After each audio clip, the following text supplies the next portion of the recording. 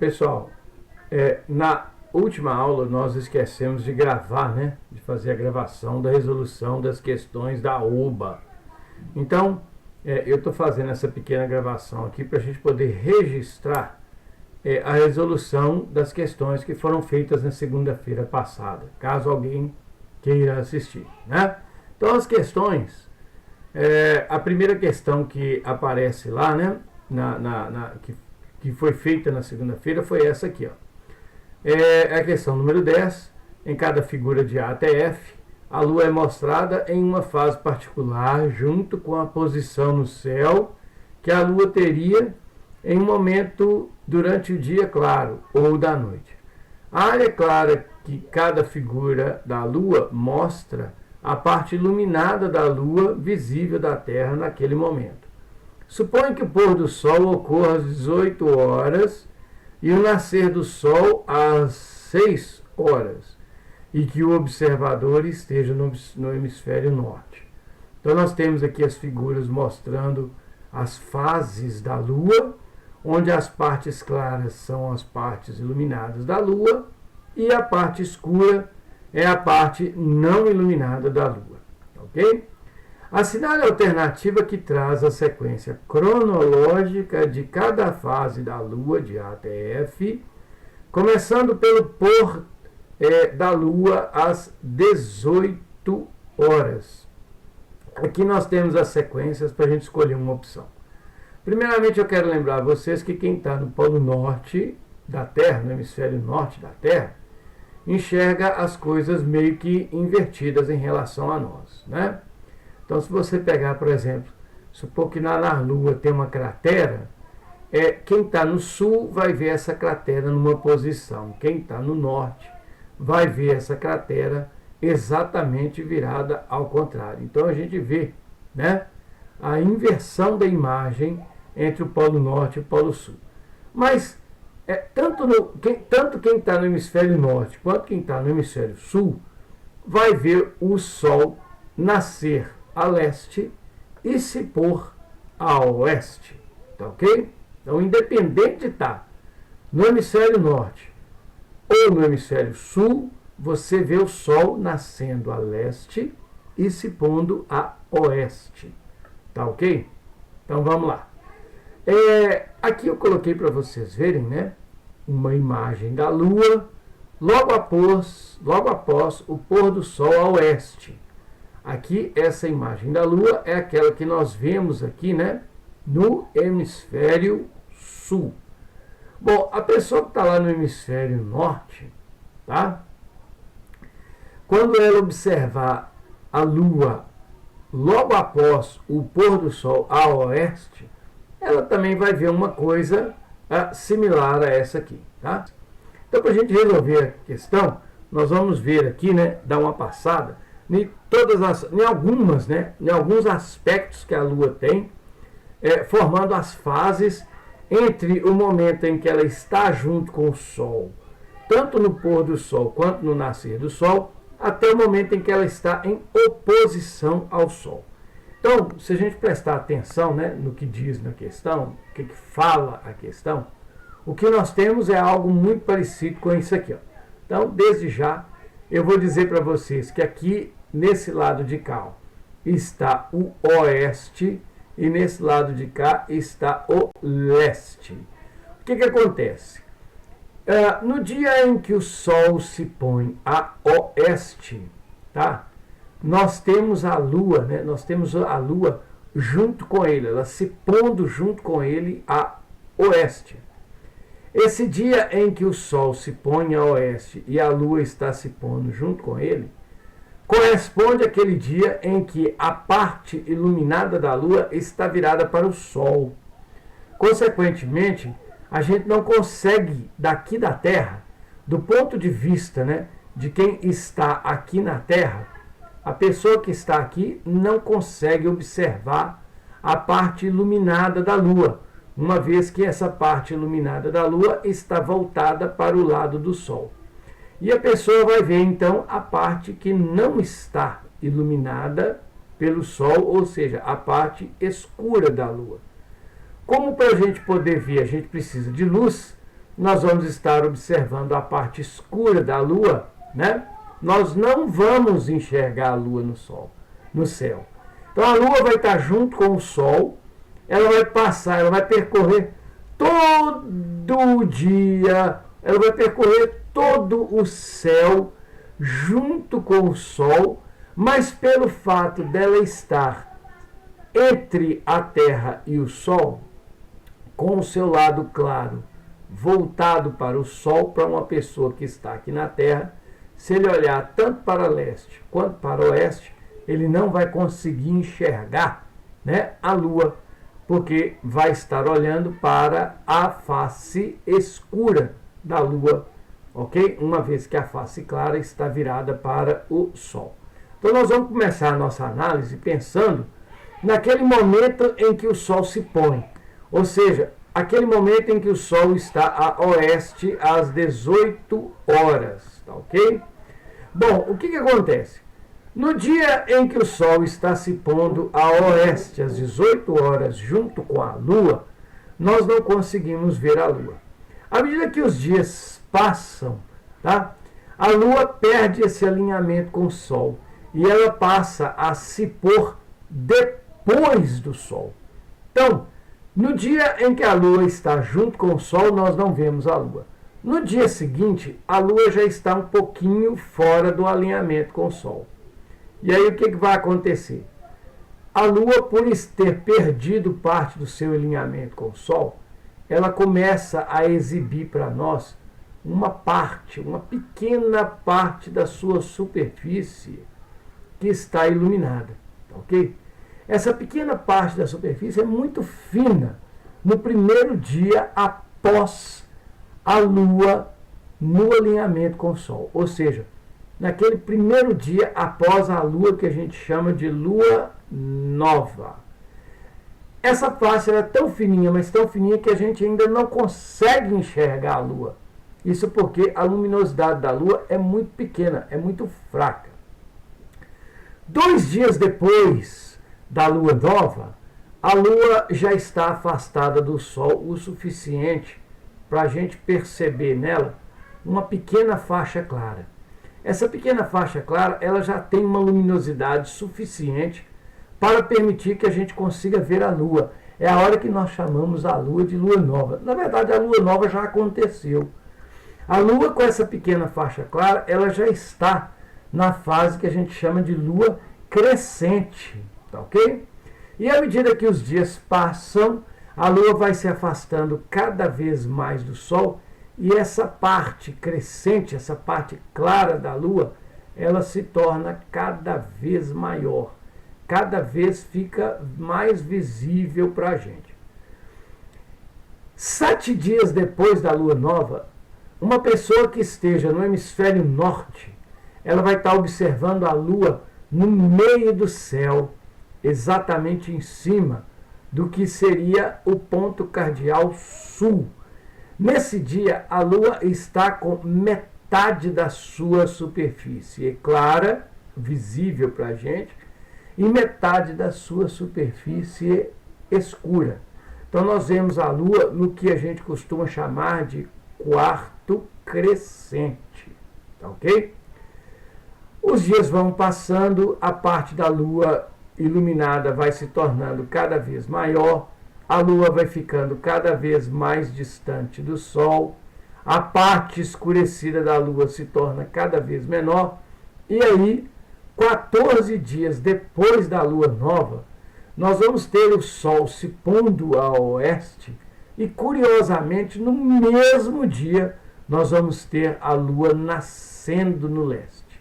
Nesse dia, a Lua está completamente iluminada. Nós enxergamos toda a parte clara da Lua. Essa situação em que nós temos o Sol se pondo a oeste e a Lua nascendo a leste, que corresponde à fase da Lua cheia, tá ok? A fase da Lua cheia, nós vamos ter um fenômeno que é conhecido com o nome de oposição. O que é oposição? O Sol se pondo a oeste e a lua nascendo no leste. Na mesma hora que o sol se põe, a lua então nasce no leste, na sua fase cheia. Vale lembrar que é justamente nessa fase que ocorrem os chamados eclipses da lua, ok? Bom, aí o que acontece? Veja bem, durante a fase crescente, durante o crescente da lua, ela está sempre, durante o dia, atravessando o céu atrás do sol. O que é atrás do sol? Ela nasce a leste depois do sol e se põe a oeste depois do sol. Tá ok? Bom, com o fim da lua cheia, o que vai acontecer? Nós vamos ter um fenômeno interessante. Tá ok? O que vai acontecer na verdade? Você continua vendo o sol se pôr no oeste, do mesmo jeito, ok? Só que o que vai acontecer? A partir da lua cheia, nós vamos ter um negócio fascinante, né? Nós vamos passar a ter a lua durante o dia, atravessando o céu de leste para oeste, na frente do sol. Isso mesmo. Então o que acontece? Quando o sol se pôr ao oeste, a lua ainda não terá nascido no leste. Tá ok? Isso no primeiro dia depois da lua cheia. Quando que a lua vai nascer? No primeiro dia depois da lua cheia, a lua vai estar nascendo no leste aproximadamente 50 minutos depois que o sol se pôs no oeste. Tá ok? E aí o que vai acontecer na verdade? Nós vamos perder a lua cheia. E aí o que vai acontecer? Olha que bacana, olha só que bacana. A lua vai passar a andar depois do sol. Então eu vou pegar a seguinte situação. Nós vamos ter o sol nascendo no leste. E o que vai estar acontecendo com a lua no primeiro dia depois da lua cheia? Assim que o sol nascer no leste, nós vamos ter a lua quase se pondo no oeste. Tá ok? Como a face iluminada da lua está sempre virada para o lado do sol, nós vamos ter o início de uma pequena faixa escura aparecendo na lua, ou seja, a lua vai perder parte da sua parte clara, ok? Da sua parte clara. E aí, cada dia que o sol nascer a leste, ao invés de se afastar do sol, a lua vai começar de fato a caminhar na direção do sol, tá ok? E a parte escurecida da lua vai começar a aumentar ao ponto que a parte clara da lua começa a então diminuir. O sol nasce no leste, a lua se põe no oeste, antes do sol se pôr. Então, a lua está passando agora durante o dia na frente do sol. Em um determinado dia, quer dizer, 7 dias depois da lua nova, da lua cheia, 7 dias depois da lua cheia, nós vamos ter a lua numa posição muito específica do céu. Ela vai estar passando no céu durante o dia, tá ok? Com metade de sua face iluminada e metade de sua face escurecida. Tá ok? Lembre-se que a face iluminada está sempre apontando para o lado do sol. Está sempre apontando para o lado do sol. E aí, com o passar dos dias, nós vamos vendo a face iluminada da lua diminuindo. E enquanto a face iluminada da lua diminui, nós temos uma época que a gente chama aqui de época do minguante. Esta metade lua clara, metade lua escura, é aquela que nós chamamos de quarto minguante aqui no Brasil. Bom, com o passar do tempo, a lua se aproxima cada vez mais do sol e ela se aproxima daquela situação em que ela vai nascer junto com o sol. Então, à medida que ela se aproxima do sol, a parte clara dela vai sempre se tornando cada vez menor, se tornando cada vez menor, até que chega um dia que a parte clara da Lua é tão pequenininha que nós não conseguimos ver a Lua de novo. A Lua está se aproximando mais uma vez da sua fase nova. E aí, 14 dias depois da Lua cheia, aproximadamente, nós vamos ter de novo o alinhamento da Lua com o Sol. E nós não vamos conseguir enxergar a parte clara nenhuma da Lua. A Lua vai desaparecer, ela não vai ser possível de ser vista, nem durante a noite, nem durante o dia. A Lua volta de novo à sua fase nova. Veja que eu estou pensando na Lua nova aqui, no momento em que o Sol está nascendo. Mas vale lembrar que no dia da Lua nova, a Lua vai estar alinhada com o Sol, ou seja, vai estar na frente do Sol, na mesma direção, na linha de visão do Sol, de tal forma que eu não consigo ver a parte clara dela, porque ela está virada para o Sol. A Lua vai estar virada para a gente com a parte escura, não iluminada pelo Sol, a gente não vê a Lua. Então a Lua vai nascer na fase nova a leste e vai se pôr 12 horas depois, aproximadamente, no oeste, também na fase nova. Ou seja, nós vamos voltar para essa situação que nós temos aqui em cima. Tá ok? Então, o que vai acontecer? A Lua sai da fase nova, aumenta a sua luminosidade, aumenta a sua luminosidade até chegar na fase cheia. Depois, a partir da fase cheia, a Lua vai se aproximando do Sol e vai diminuindo a sua parte iluminada, até não ser mais visível nenhuma parte iluminada. Nós vamos ter de novo a Lua nova. Não se esqueça de que na cheia, entre a nova e a cheia, a Lua se afasta do Sol, mantendo sempre a sua parte iluminada virada para o lado que o Sol se encontra. Tá ok? Então a Lua crescente, ela vai ser visível sempre depois, tá? Sempre depois do pôr do Sol, cada vez mais indo para o leste, até ela se tornar Lua cheia. Já assim que passa a Lua cheia, nós vamos ver a Lua de novo indo do oeste para o leste, ok? Buscando se aproximar do Sol.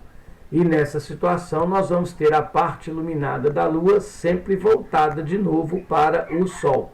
Repare que a Lua, na sua fase crescente e na sua fase minguante, ela tem justamente a parte clara voltada de forma oposta, né? Nós temos o lado da Lua claro voltado para o oeste enquanto ela está crescendo, e no minguante nós temos a parte clara da Lua voltada para o leste, tá ok? Pois muito bem, então se a gente pensar aqui, ó, a questão nos diz uma coisa muito importante, veja bem. A área clara da figura da Lua mostra a parte iluminada visível da Terra naquele momento. Suponha que o pôr do Sol ocorre às 18 horas e o nascer às 6 horas, e que o observador esteja localizado no hemisfério norte. Está ok? Beleza? Aí ele pede para a gente fazer. Assinale a alternativa que traz a sequência cronológica de cada fase da Lua, começando pelo pôr da Lua. Pelo pôr da Lua. Tá ok? Começando pelo pôr da Lua às 18 horas. Quando que a Lua se põe às 18 horas? A Lua se põe às 18 horas sempre quando ela estiver se pondo junto com o Sol. Ou seja, a Lua se põe às 18 horas quando ela está na sua fase de Lua nova. Ou seja, ela não está visível no céu. Se você vier aqui em cima, nas figuras que foram dadas, você vai falar assim, uai professor, mas cadê a Lua nova? A Lua nova é aquela que não está visível, porque ela está virada com a face clara para o Sol, se pondo junto com o Sol. Quando isso acontece, a Lua está escura. Então, no hemisfério norte, o cara vai olhar para o oeste, vai ver o Sol se pondo, A lua está do lado dele e ele não consegue observá-la porque ela está olhando para a parte escura da lua. Então nós vamos ter que procurar aqui nessas figuras, né, uma figura em que a lua está a oeste e está completamente escurecida. Se você olhar direito para as figuras, você vai perceber que essa situação corresponde à figura da letra B. Olha aqui, ó. Então essa aqui é a primeira situação. Veja, a lua está no oeste, ok? Às 18 horas, completamente escurecida. A partir desse dia que a lua se põe às 18 horas no oeste, invisível, nós vamos ter a lua se afastando do oeste. Veja aqui, ó, na minha figura. Minha figura está invertida, mas não tem problema. Veja, a figura mostra a lua se afastando do oeste, indo para o leste. E veja que a lua começa a crescer a sua face clara. Essa face clara que cresce no crescente, ela está sempre voltada para o lado oeste. Então, depois da lua estar totalmente escurecida, ela vai começar a exibir uma pequena face clara que está voltada para o oeste. Então, a sequência é, saiu da nova, tem que ter um pedaço claro voltado para o oeste. Vamos procurar, então, lá em cima as figuras que mostram a lua com a face clara virada para o oeste. Então, se você vier aqui em cima nas imagens, lembre-se que o oeste aqui está invertido, ele está à direita. Veja, a única figura que tem uma face clara virada para o oeste é, aqui no caso, a C, né? Aliás, não é, né? São a C e a E, tá ok? Repare que a C, a lua está com a face clara voltada para o oeste, beleza?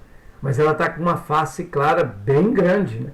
Ela já está se aproximando da fase nova. Desculpa, da fase cheia.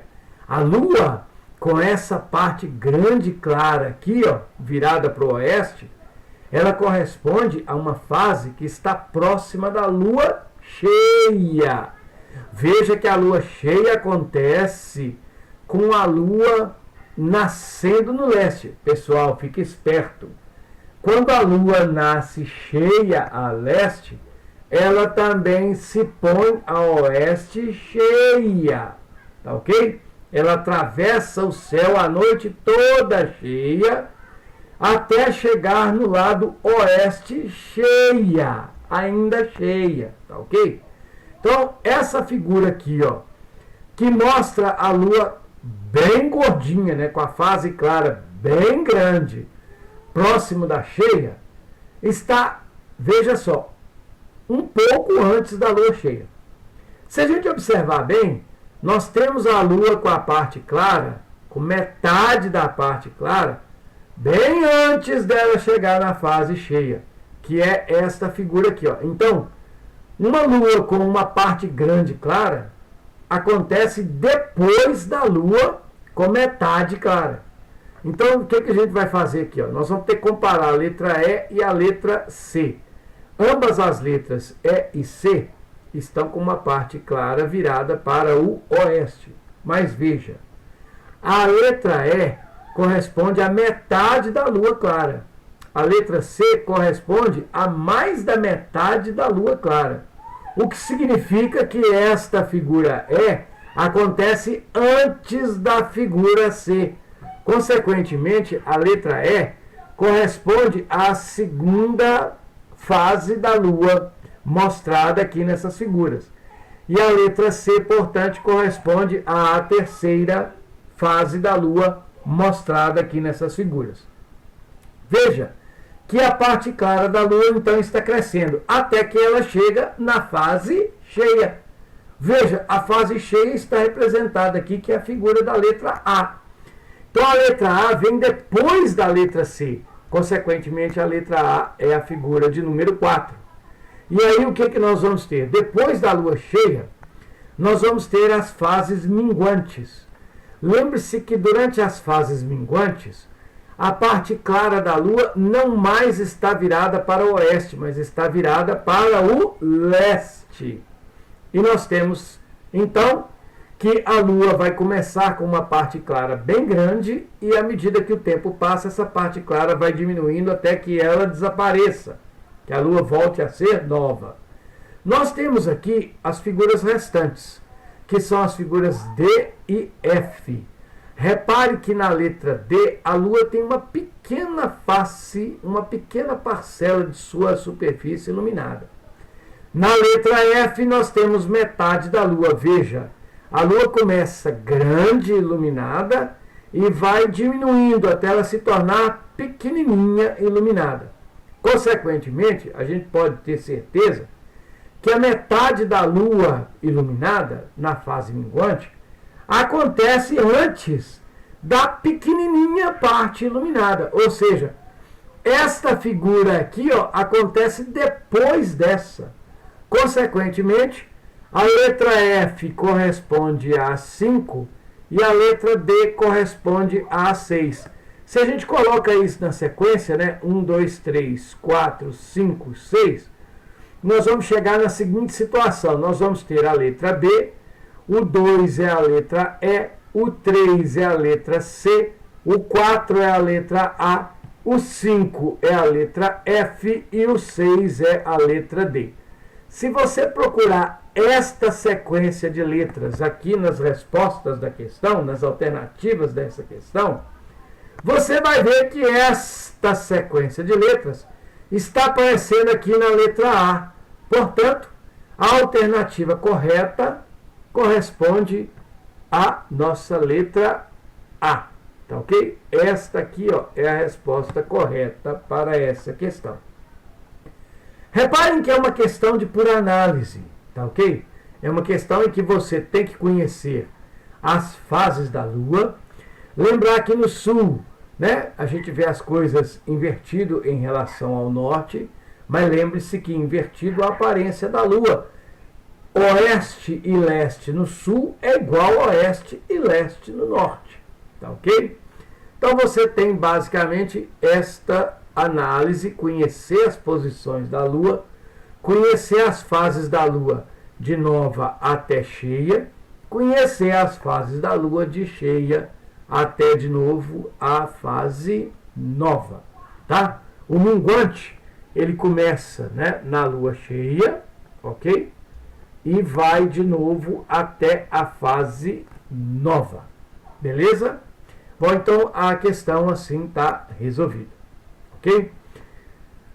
A questão de número 13, que é a segunda que caiu, né, na OBA, nos mostra uma tabela contendo a massa e a distância, expressas em unidade arbitrária, entre 4 pares diferentes de estrelas binárias. E aqui nós temos os casos 1, 2, 3 e 4. Marque a alternativa que traz a ordem crescente da intensidade das forças gravitacionais existentes entre os pares em cada caso. Bom, então primeiramente, o que é uma estrela binária? Uma estrela binária, pessoal, é uma estrela que eu vou representar aqui, né? É uma estrela que tem uma companheira. Ou seja, não é uma estrela, são duas estrelas que orbitam um centro de gravidade comum, e esse centro de gravidade faz com que as estrelas, né, pareçam girar uma em torno da outra. Esse sistema ele acontece porque existe uma força de atração gravitacional entre essas duas estrelas, de tal forma que essas duas estrelas se atraem e a partir dessa atração elas passam então a se mover ou a girar, a orbitar em torno desse centro gravitacional, ou seja, com o aspecto de que elas giram uma em torno da outra. Ok?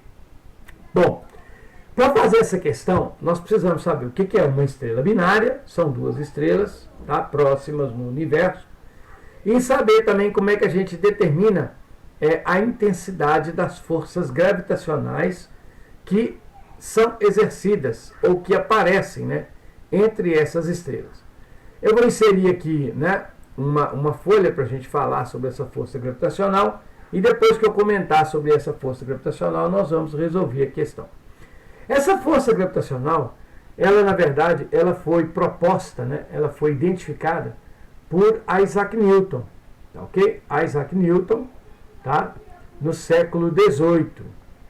Newton percebeu, né? Tem aquela velha história da maçã, que provavelmente é uma baita de uma mentira, mas Newton, em suas reflexões a respeito das leis da natureza, ele percebeu, né, que os corpos que estão próximos à superfície da Terra, eles caem, ok? E ao caírem, esses corpos, né, acabam se chocando com a Terra. Então eles são literalmente atraídos pela superfície da Terra. Se existe uma atração, essa atração se deve à existência de uma força. Essa força a gente conhece muito bem, a força que a Terra exerce sobre os corpos. Essa força a gente costuma chamá-la de força peso.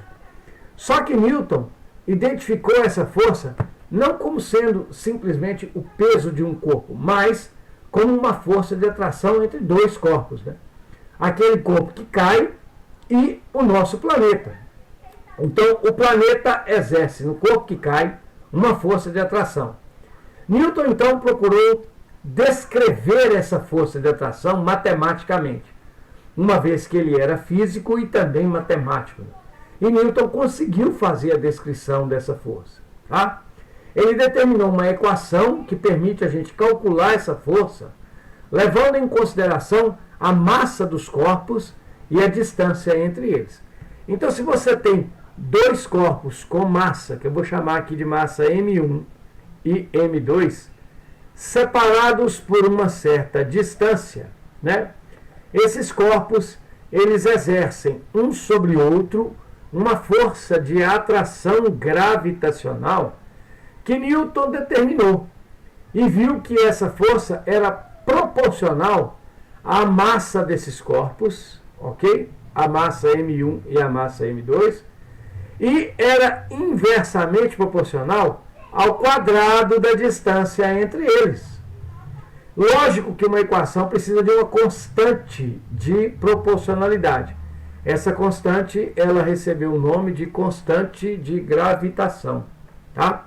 Essa constante da gravitação, ela vale, né? Hoje a gente sabe que ela vale algo próximo de 6,67 vezes 10 elevado a menos 11, desculpem, vezes 10 a menos 11, Newton vezes metro quadrado por quilograma ao quadrado. Então essa aí é a constante de proporcionalidade. Peraí, professor, para a gente resolver essa questão, eu preciso de saber essa constante? Não, você precisa de conhecer basicamente a lei fundamental da atração gravitacional, ou seja, a lei que descreve a força de atração gravitacional entre dois corpos, que governa o universo inteiro. Por isso que Newton chamou essa lei de gravitação universal. Então, para a gente resolver a questão que está sendo proposta aqui, ó, nós vamos utilizar essa lei de gravitação universal que eu acabei de comentar aqui com vocês. Bom, para eu poder resolver essa questão, eu vou pegar aqui, ó, a seguinte coisa e as seguintes informações e vou substituir na equação da gravitação universal. Como que vai ser isso? Veja bem, a gente já sabe então agora, né, que a força de atração gravitacional é G M1 M2 sobre a distância entre os corpos 1 e 2 elevado ao quadrado. Então, se eu pensar aqui, ó, vamos dar uma olhada aqui nesse primeiro caso. O que vai acontecer nesse primeiro caso? A força de atração gravitacional, no caso 1, ela é dada por G. Veja que a massa da estrela 1 aqui é 4, a massa da estrela 2 é 2 e a distância entre as estrelas vale 2. Então nós vamos ter uma das massas 4, a outra massa 2, dividido pela distância que é 2 elevado ao quadrado. Veja que a força de atração gravitacional da estrela, né, no caso 1, ela vale 4 vezes 2, vai dar 8, dividido por 2 ao quadrado, que é 4 vezes o valor do G. 8 dividido por 4, nós vamos ter aqui um valor que vale 2G. Um valor que vale é show de bola, né? Nós vamos ter aqui, então, para essa força 1, o valor 2G. Veja que eu não preciso colocar aqui o valor de G, porque eu só quero comparar as forças, né? Se eu fizer repetir esse mesmo procedimento para os casos 3, 4 e 5, nós vamos, 2, 3 e 4, aliás, nós vamos conseguir comparar a intensidade das forças e verificar qual que é menor, qual que é maior. E aí nós vamos conseguir colocar isso em ordem crescente, como pede na questão.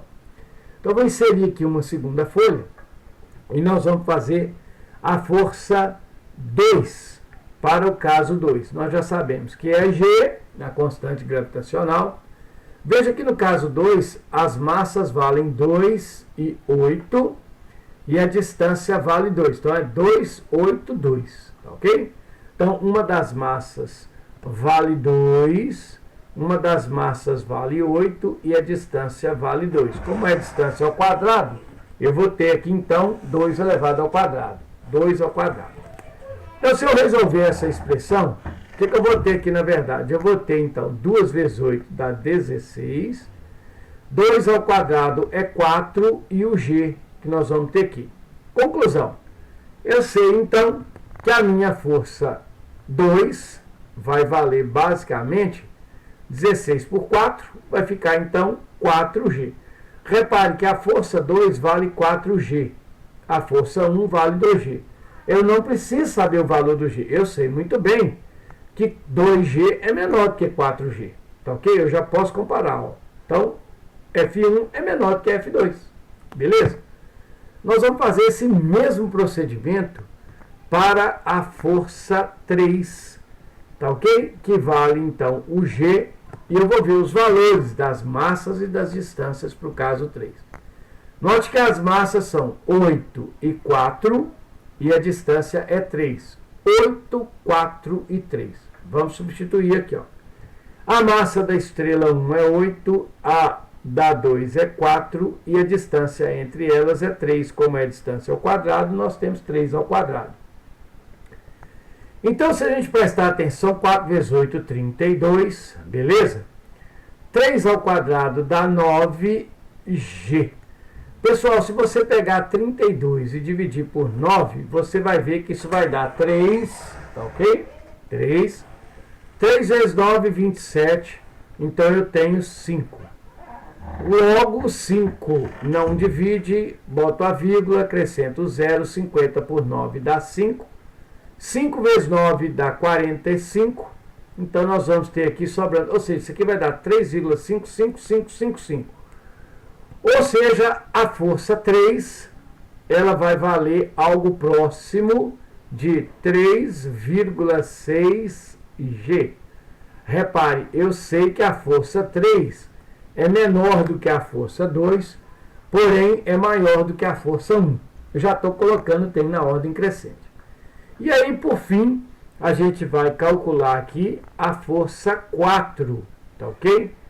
A força 4 ela vai ser G, e aí nós vamos lá na tabela, pegamos, portanto, o caso 4, que tem massa 1, massa 5 e distância 1. Então, olha, 1, 5 sobre 1. Então, nós vamos ter aqui a massa 1, a massa 5, dividido por 1, como a distância ao quadrado, está aí. Então, 1 vezes 5 é 5, dividido por 1 ao quadrado é 1 mesmo, né? Então, nós temos que a força 4, do caso 4, vai valer 5G. Pessoal, se vocês observarem bem, né, a gente já sabe aqui, ó, a ordem crescente das forças, né? O que é a ordem crescente? É da menor para a maior. Então, a menor força é a força 1. Então, nós vamos ter a força 1, depois da força 1, que vale 2G, nós vamos ter a força 3, que vale 3,6G. Então, a força 3. Logo em seguida, nós vamos ter a força 2, né? Que vale 4G. E, por fim, nós teremos, então, a força 4. Esta aqui, portanto, vai ser a ordem crescente das forças. Se a gente procurar 1, 3, 2, 4 nas opções, veja, 1324 de cara, né? A letra A. Esta aqui, portanto, é a alternativa correta da questão. Ok? Então vejam, se você conhece a lei da atração gravitacional, ou seja, a lei da gravitação universal de Isaac Newton, você apenas substitui as massas, as distâncias, deixa esse G como G mesmo, e automaticamente a gente consegue comparar as forças existentes entre os sistemas de estrelas binárias. Ou seja, eu consigo resolver a questão. Beleza? Tá ok? Então, olha só. E aí, a gente então descobriu que a resposta correta para essa questão é a letra A. Tá ok? Beleza? Então, muito bem. A última questão, deu para corrigir na segunda-feira, que deu para a gente resolver, foi essa aqui, ó. Tá? Ela fala o seguinte, né? Você tem, em astronomia, a luminosidade é uma quantidade de energia que um corpo irradia na unidade de tempo. Ela é tipicamente expressa em unidade de watt, ou em termos da luminosidade solar. A luminosidade do Sol é 3,8 vezes 10 elevado a 26 watts. Essa energia é gerada no núcleo do Sol através de reações de fusão nuclear. Parte da massa envolvida na fusão nuclear é transformada em energia. Assinale a alternativa que traz o valor aproximado da massa do Sol em quilograma transformada em energia a cada minuto. Dica: utilize a equação E igual a mc ao quadrado da teoria da relatividade e considere a velocidade da luz como 3,0 vezes 10 a 8 metros por segundo. Então, antes da gente resolver a questão, a gente tem que lembrar aqui o seguinte, né? Veja que em astronomia a grandeza luminosidade, ela é a quantidade de energia que um corpo irradia em unidade de tempo. Então, o que ele está querendo dizer para a gente aqui na verdade, né? Que a luminosidade, tá? É energia por unidade de tempo. Em física, a gente sabe que energia consumida, produzida, transferida, liberada, absorvida no tempo, a gente chama isso de física com o nome de potência. Então veja bem, a potência é a energia, como eu disse, transferida, transformada, gerada, irradiada, absorvida em um intervalo de tempo. Bom, quem fez aí, né, quem já fez, já viu falando, né, a grandeza, falar sobre energia, potência, e aqui a gente sabe que a unidade de energia é o joule, o de tempo padrão é o segundo, então essa unidade de potência é o joule por segundo, que recebeu, em homenagem a James Prescott Joule, recebeu a em homenagem. A gente sabe que essa relação joule por segundo recebeu, em homenagem a James Watt, né, o nome de watt. Watt, tá? Que a gente escreve como está ali, né? Watt, tá? Inclusive muita gente fala watts, mas não é, né? É watt, tá ok? Então beleza. Para resolver essa questão, eu preciso disso, tá? Que potência é energia no tempo. Porém, em astronomia, tá? A potência recebe o nome de luminosidade. E aí você tem que a luminosidade é a energia em função do tempo. Conclusão, a gente pode falar que a energia é a luminosidade multiplicada, então, pelo tempo. Repare que cá em cima na questão, né, nós temos aqui, ó, que a luminosidade, tá, solar, ela é dada. A luminosidade do Sol, veja bem que ele passou lá para nós, né? A luminosidade do Sol, ela vale, a luminosidade do Sol vale 3,8 vezes 10 elevado a 26, 26 watt. E ele quer saber a quantidade de massa que é convertida em energia em um intervalo de tempo que corresponde a 1 minuto, né? A energia por minuto. Pessoal, então se a gente quiser lembrar, né, como a questão já deu a dica, né, nós temos que energia é mc². Isso vai ser igual à luminosidade multiplicada pelo tempo, né? Então eu troquei essa energia aqui, por mc². Por quê? Porque ele manda a gente usar energia igual a mc², tá ok? O professor, quando o senhor escreveu ΔE, é porque, na verdade, a potência é a variação da energia. Ou então a geração de energia. Ou então o consumo de energia. E por aí vai. A transferência de energia. Então, quando acontecem essas coisas, a gente costuma chamar a energia de ΔE. Mas esse símbolo aqui ele pode ser tirado ou colocado sem grandes complicações, não, tá? Então, a energia mc², a luminosidade, multiplicada pelo tempo. O que a questão nos pede? Ela nos pede a massa solar que é convertida em energia, tá? A cada minuto. Então, a massa solar está aqui, tá? Então, se você substituir os valores, você tem, então, nós queremos saber quanto que é a massa do Sol. A velocidade da luz, ele deu para a gente que é 3 vezes 10 elevado a 8, tá ok? 3 vezes 10 elevado a 8, metro por segundo, tá? Elevado ao quadrado. Metro por segundo, só que é tudo elevado ao quadrado.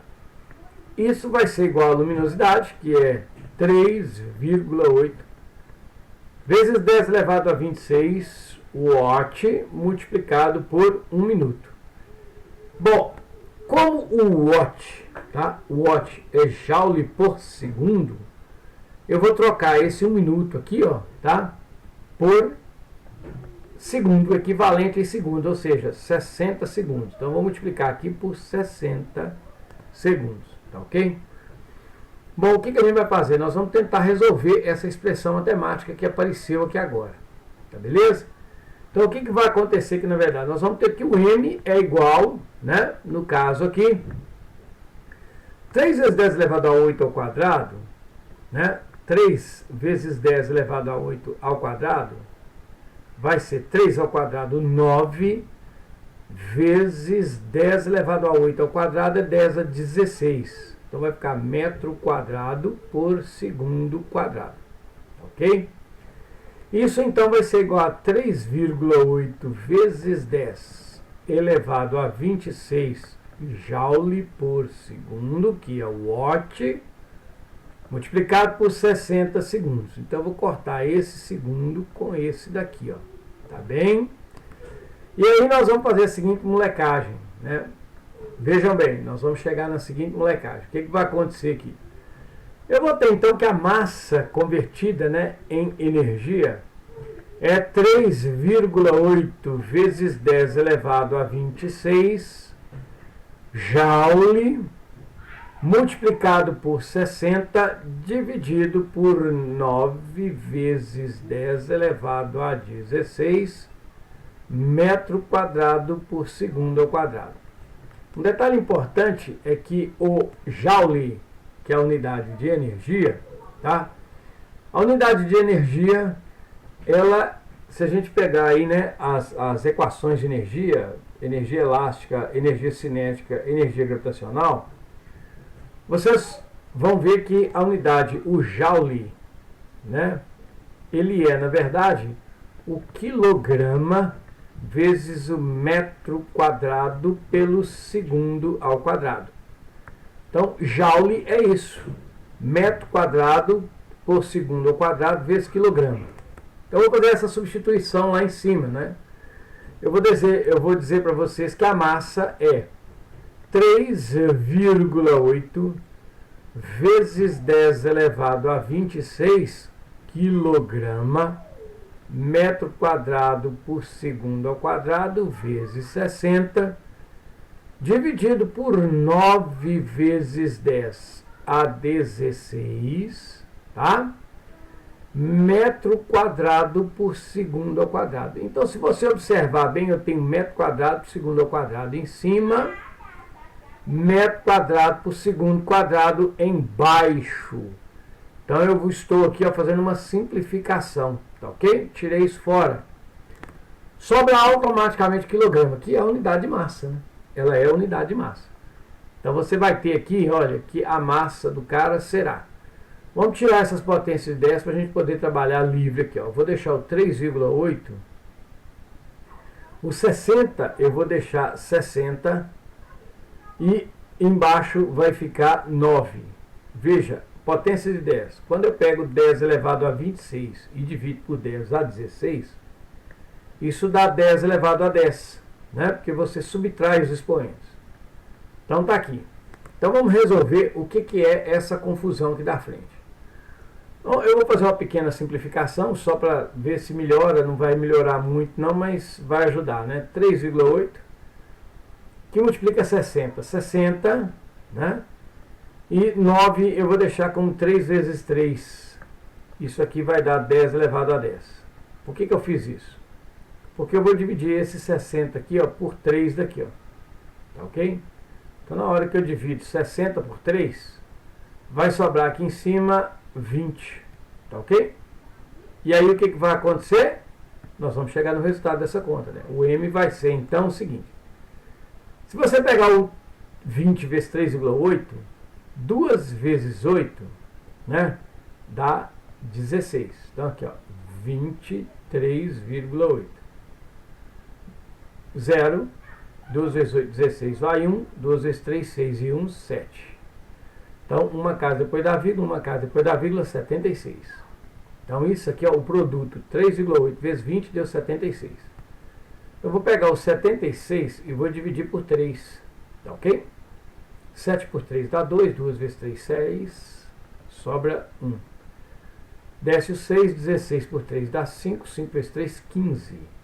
Sobra, portanto, 1.